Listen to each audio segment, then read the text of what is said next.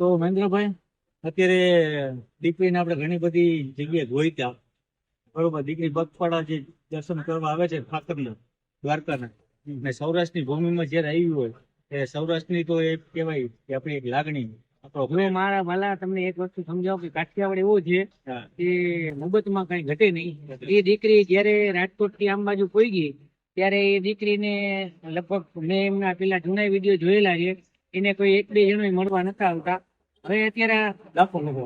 અત્યારે અસંખ્ય વ્યક્તિઓ જેને કહેવાય ને, હું અત્યારે પણ છોકરીને મોરબીથી સ્પેશિયલ આવી. છોકરીના પપ્પાને અત્યારે કેવું પડે છે કે પ્લીઝ તમે એને દીકરીને હાલવા દો. અને ખરેખર આપણે એ દીકરીને છે ને આઠમે એને ભોગવું છે, તો આપણે એને બિન ડિસ્ટર્બ કર્યા વગર એને હાલવા દેવાય. તમારે જે વ્યક્તિને કદાચ ફોટો પાડવો હોય કે જે હોય તે, એ દીકરીને ખરેખર તમે એને હાલવા દો. અમે એક જ લાગણીશીલ તમને વાત કરી ઓવર ટાઈમ થઈ ગયો છે. ઓવર ટાઈમ 12:15 વાગ્યા છે, એટલે અત્યારે આપણે ખંભાળિયા રેલવે સ્ટેશન એ જો અત્યારે હાલ અમે ખંભાળિયા રેલવે સ્ટેશને છીએ, 12:15 વાગ્યા છે. દીકરીને આપણે રાત્રે હેરાન નથી કરવી ભલે, પણ ઠાકરની કૃપાથી આઠમના દિવસે એ સહી સલામત પહોંચી જાય દ્વારકાધીશને. આપણે નમ્ર અપીલ કરી છે કે એને એમ કેમ દીકરી દ્વારકાના દર્શન કરે એવી અમારી નમ્ર અપીલ છે દ્વારકાધીશ. જય દ્વારકાધીશ.